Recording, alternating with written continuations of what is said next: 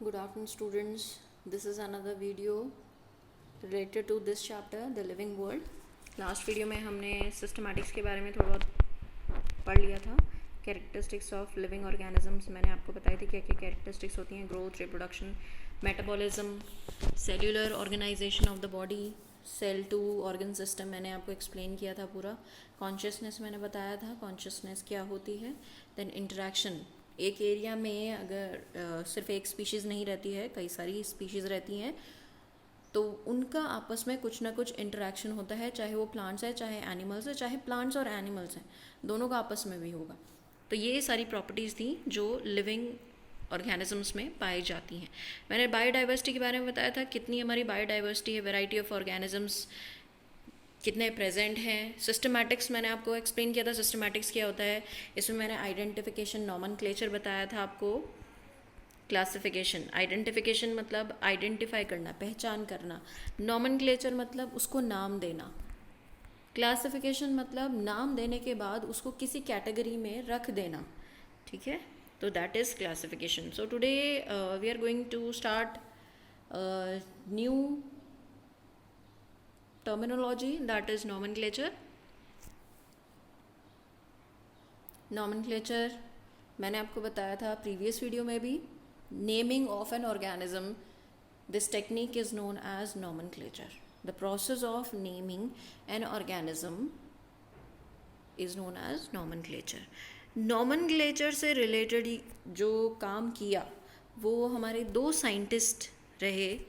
एक तो Carlos Linnaeus,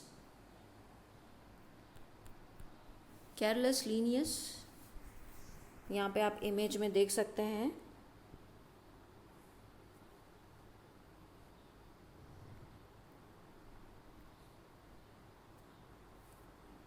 he is Carolus Linnaeus and he is Lamarck, right. इन दोनों ने एक अपने अपने हिसाब से, अपनी अंडरस्टैंडिंग के हिसाब से नेमिंग करने के लिए ऑर्गेनिजम्स की दो टेक्निक दी. कैरोलस लीनियस ने बाइनोमियल नॉमेनक्लेचर दिया. बाइनोमियल नॉमेनक्लेचर, ठीक है, बाइनोमियल नॉमेनक्लेचर दिया. वहीं लेमार्क ने ट्राइनोमियल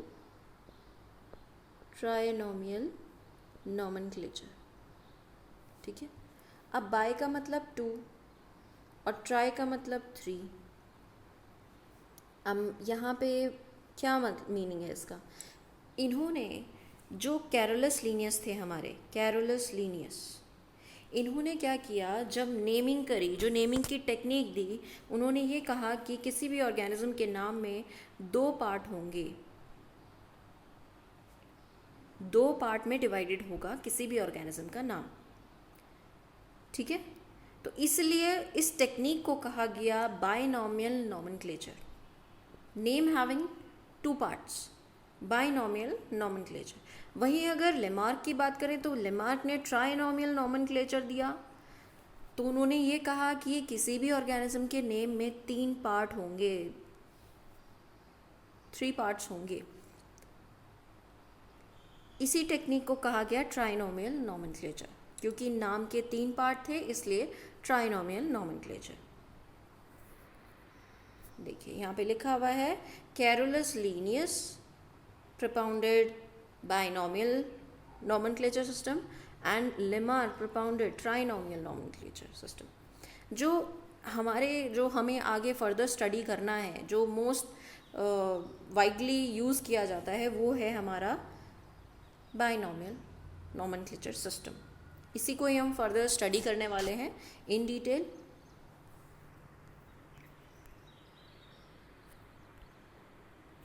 बाइनोमियल नॉमेनक्लेचर किसने डिस्कवर किया था? Carolus Linnaeus. उन्होंने क्या कहा था, किसी भी ऑर्गेनिज्म के नाम के 2 पार्ट होंगे. ठीक है, first part is genus and second part is species. ठीक है, 2 पार्ट होंगे, एक जीनस को रिप्रेजेंट करेगा और दूसरा स्पीशीज को रिप्रेजेंट करेगा. फॉर एग्जाम्पल होमो सेपियन,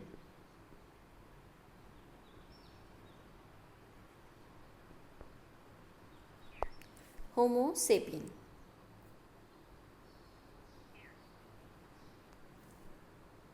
ये किसका नाम है?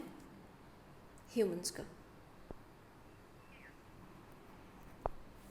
This is the scientific name of humans, homo sapien. Another example plant से ले लेते हैं, Mangifera indica. Mangifera indica.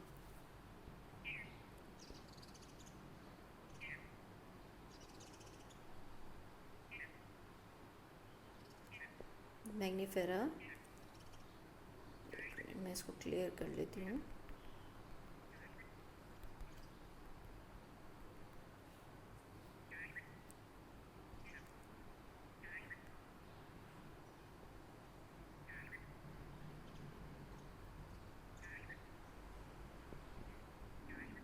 Mangifera indica. ये किसका नेम है? मैंगो। ठीक है।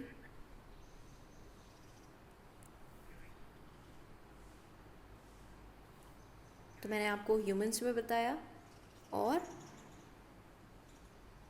ह्यूमंस का साइंटिफिक नेम बताया और प्लांट्स में मैग्नीफेरा इंडिका मैंगो का नाम बताया, साइंटिफिक नेम। तो आप देख सकते हो यहाँ पे दो पार्ट हैं नेम के, one is representing genus and the another one is species. अब इसमें कुछ बातें हैं ध्यान रखने वाली कि जब भी हम साइंटिफिक नेम लिखेंगे किसी भी ऑर्गेनिज्म का, इधर इट इज़ प्लांट और animal, so we have to take care of some points while writing the name, scientific name. These are the universal rules of nomenclature. इन्हीं को हम फॉलो करते हैं, वर्ल्ड वाइड फॉलो होता है। चाहे आप इंडिया में हैं, चाहे आप रशिया में चले जाएं, चाहे आप अमेरिका में चले जाएं, कहीं पर भी चले जाएं, ये यूनिवर्सल रूल है, ये हर जगह फॉलो होगा। अगर आप बोलेंगे कि नाम देने की क्या ज़रूरत है, नाम देने की इसलिए ज़रूरत है क्योंकि हर रीजन की अपनी एक लैंग्वेज है और उस पर्टिकुलर लैंग्वेज में उस एक ऑर्गेनिज्म का पर्टिकुलर नाम है, तो वो डिफरेंट है। इंडिया में ही देख लें, इंडिया में अगर हम नॉर्थ इंडिया की बात करें तो नॉर्थ इंडिया में आप मैंगो को हिंदी में आम बोलते हैं। दूसरे अगर हम ईस्ट में चले जाएं, ईस्टर्न रीजन में जो आपका असम है और अरुणाचल प्रदेश है, वहाँ पे चले जाएं तो वहाँ पे मैंगो को हम किसी और नाम से जानेंगे। साउथ में चले जाएं तो साउथ में किसी और नाम से जानेंगे।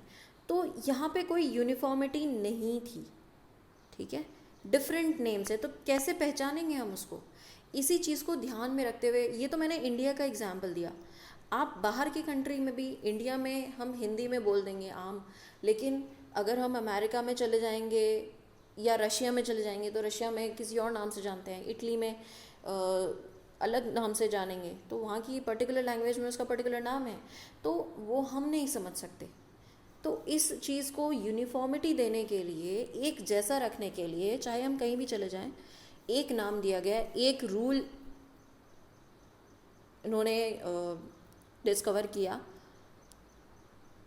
जिसको वर्ल्ड वाइड यूज़ किया जाता है। तो वही यूनिवर्सल रूल्स हम इनको हम पढ़ने वाले हैं, क्या किस किस तरह से नेमिंग की जाती है, क्या क्या रूल्स हैं नेमिंग के लिए।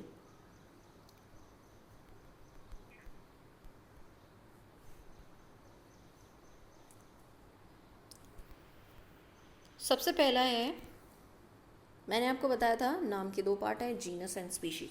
तो जीनस फर्स्ट नेम है, ठीक है, उसका जो फर्स्ट लेटर है वो क्या होगा? कैपिटल होगा।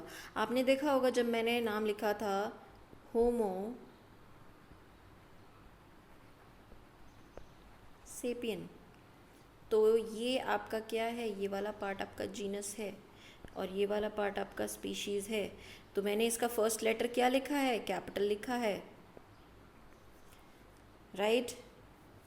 और दूसरा जो पॉइंट है, जो स्पीशीज़ का नेम होगा, स्पीशीज़ का जो नेम होगा उसका first letter it will be always in small letters, ये स्मॉल लेटर में होगा। जीनस का फर्स्ट लेटर हमेशा कैपिटल होगा और स्पीशीज़ का फर्स्ट लेटर हमेशा स्मॉल होगा। Both the parts of the name should be underlined separately if we are writing with our hand. अगर हम हाथ से लिख रहे हैं तो इनको सेपरेटली अंडरलाइन करना बहुत ज़रूरी है। दिस इज़ द रूल, ठीक है। You have to underline both the part separately.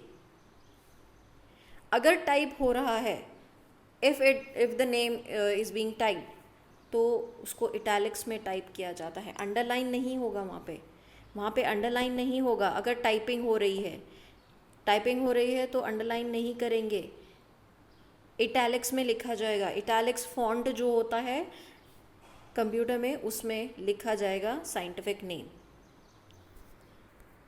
आप अपनी बुक्स में भी देखेंगे ना, तो बुक्स में भी आपको यही चीज़ दिखाई देगी।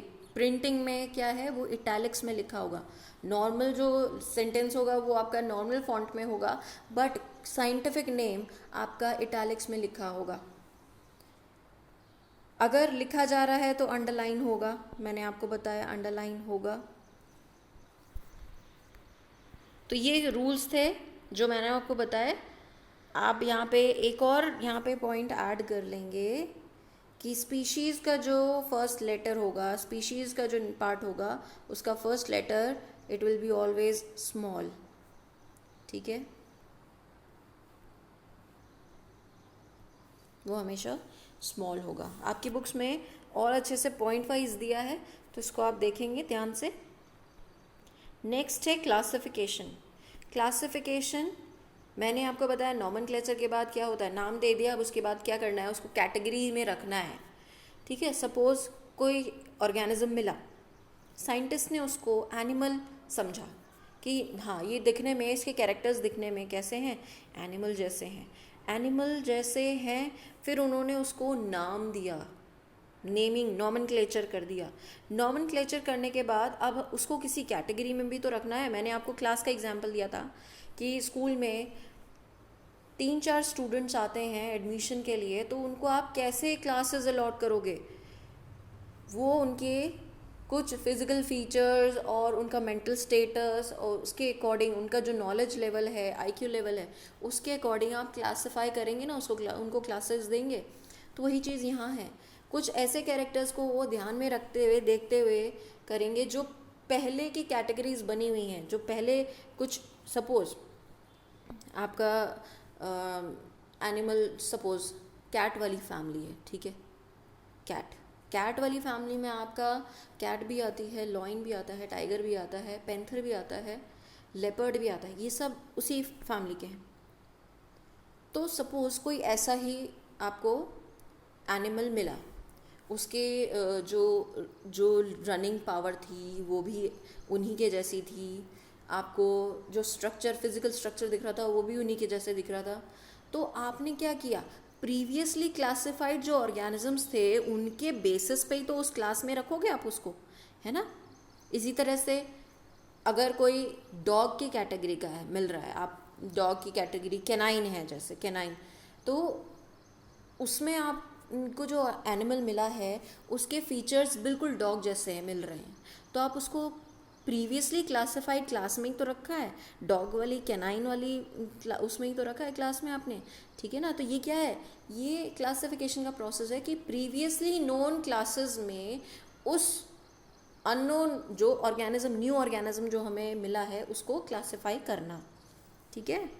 तो डेफिनेशन क्या है इसकी, process of grouping anything into conventional categories.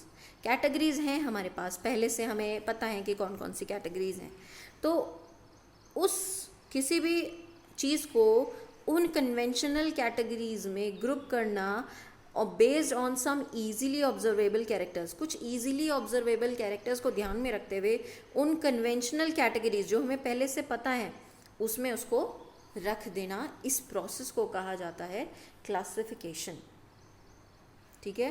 तो ये प्रोसेस क्या है, क्लासिफिकेशन।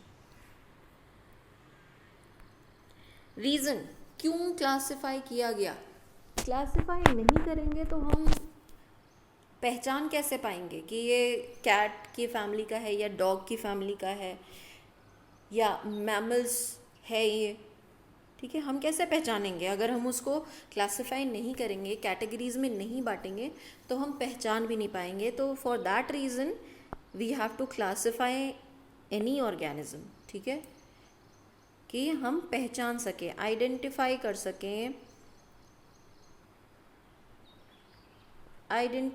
सकें, तो उसके लिए क्या किया गया? क्लासिफिकेशन किया गया।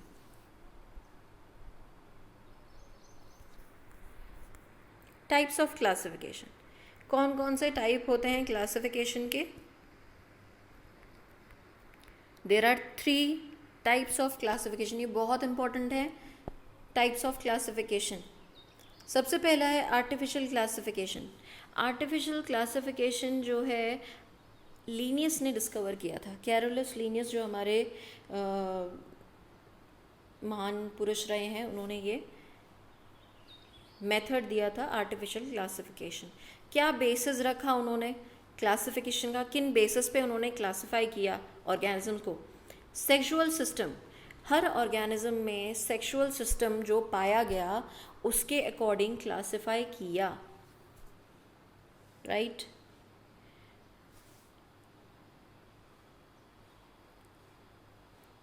Sorry, sexual system of classification उन्होंने दिया। जो कैरोलस लीनियस थे, उन्होंने जो आर्टिफिशियल सिस्टम ऑफ क्लासिफिकेशन था, उन्होंने क्या दिया था? Sexual system of classification. Basis क्या बनाया था? मॉर्फोलॉजिकल फीचर, बाहरी जो फीचर्स दिख रहे थे उनके बेसिस पे उन्होंने ये वाला क्लासिफिकेशन दिया, सेक्सुअल सिस्टम ऑफ क्लासिफिकेशन दिया।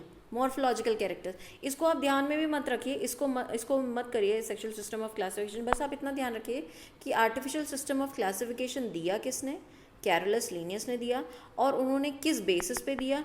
Morphological features. उन्होंने देखा कि जैसे मान लीजिए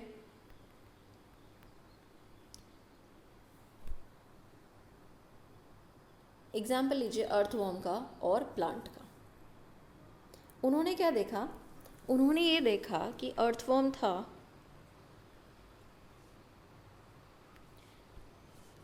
था सपोज ये सॉइल है हमारी। अब आपने देखा होगा केचुआ भी सॉइल में ही रहता है, ठीक है। उन्होंने ये देखा जो चीज़ सॉइल में है, सपोज उन्होंने एक सीड भी है, सीड में से प्लांट निकल रहा है, जितने भी सॉइल से रिलेटेड जितने भी ऑर्गेनिज्म थे उन्होंने उनको एक कैटेगरी में कर दिया। जो एयर में मिले उन्हें बर्ड्स, अब एयर में तो हमारा मंकी भी कई बार होता है, कई हमारी फ्लाइंग स्क्वेरल्स होती हैं, गिलहरी, उड़ने वाली गिलहरी होती हैं, उन्होंने उसको भी एक कैटेगरी में रख दिया, स्क्वेरल्स को भी, ठीक है। हमारे मंकी ट्रीज़ पे रहते हैं, उन्होंने भी उसको एक ही कैटेगरी में रख दिया। पानी में रहने वाले सभी एनिमल्स को रख कर एक ही कैटेगरी में कर दिया उन्होंने, जबकि उसमें जो वाटर में आपका मैमल भी मिलता है और फिश भी मिलता है, बहुत डिफरेंस है मैमल और फिश में। वेल हमारी मैमल है, ठीक है, वेल जो है हमारी क्या है, वो मैमल है, और बाकी की जो स्मॉल फिशेस हैं वो फिश की कैटेगरी में आती है। तो बहुत अंतर है। तो लीनियस ने क्या किया? लीनियस ने बहुत ब्रॉड मतलब मॉर्फोलॉजिकल फीचर्स को देखते हुए उन्होंने क्या कर दिया? क्लासिफाई कर दिया, जबकि ऐसा नहीं था, ठीक है, ऐसा नहीं था। तो ये बहुत ही रॉ टाइप का क्लासिफिकेशन दिया उन्होंने, जो कि बाद में जाके उन्होंने सभी जो भी इस फील्ड में काम कर रहे थे, क्लासिफिकेशन के फील्ड में, उस ज़माने में उन्होंने डिस्कार्ड कर दिया, मना कर दिया कि नहीं, ये सक्सेसफुल नहीं है। नेक्स्ट है आपका natural system of classification. Natural system classification किसने दिया? ये थे हमारे बेंथम एंड हुकर। उन्होंने इंटरनल कैरेक्टर्स को देखा। एनाटॉमी क्या होती है? एनाटॉमी इंटरनल स्ट्रक्चर्स की स्टडी होती है, सेल्यूलर स्ट्रक्चर की स्टडी को एनाटॉमी कहा जाता है। एम्ब्रियोलॉजी के बेसिस पे, ठीक है। तो इन बेसिस पे उन्होंने क्लासिफिकेशन किया, इंटरनल कैरेक्टर्स को उन्होंने ध्यान में रखा। मॉर्फोलॉजिकल, बाहरी कैरेक्टर, मॉर्फोलॉजिकल कैरेक्टर्स क्या हैं? बाहर के, मॉर्फोलॉजी बाहरी, ठीक है। और एनाटॉमी, एनाटॉमिकल मतलब इनसाइड, इंटरनल स्ट्रक्चर। तो नेचुरल क्लासिफिकेशन का एग्जाम्पल क्या है, किसने दिया था, बेंथम हुकर ने। नेक्स्ट आता है आपका फाइलोजेनेटिक क्लासिफिकेशन। फाइलोजेनेटिक क्लासिफिकेशन, ये जो क्लासिफिकेशन था ये एंगलर और प्रेंटल ने दिया था। इसका एक एग्जाम्पल है एंगलर एंड प्रेंटल, जो अभी आप पढ़ेंगे इसके बारे में थोड़ा बहुत, एंगलर और प्रेंटल ने दिया था। तो फाइलोजेनी मतलब उनका जो एवोल्यूशनरी प्रोसेस, फाइलोजेनी होता है एवोल्यूशनरी प्रोसेस, ठीक है, उसके अकॉर्डिंग उन्होंने उनका जो एवोल्यूशनरी सीक्वेंस रहा उन पीढ़ी दर पीढ़ी, उसको देखते हुए एंगलर और प्रेंटल ने क्लासिफिकेशन दिया था, राइट। जो ज़्यादातर हम देखते हैं क्लासिफिकेशन प्लांट्स में, वो हम पढ़ते हैं नेचुरल सिस्टम ऑफ क्लासिफिकेशन। इसी को ही हम करेंगे जब हम प्लांट्स के बारे में पढ़ेंगे, तो यही हमें पढ़ना है। That's all for today. बाकी का पार्ट हम नेक्स्ट वीडियो में कवर करेंगे। थोड़ा एक्सप्लेनेशन इसमें ज़्यादा है टर्म्स को समझाने में, तो ये हम नेक्स्ट वीडियो में करेंगे। किस तरह से कौन कौन सी कैटेगरीज हैं, टेक्सोनॉमी के बारे में हम पढ़ेंगे नेक्स्ट वीडियो में। तो थोड़ा टाइम टेकिंग है। आज के लिए इतना ही है। Thank you, have a nice day.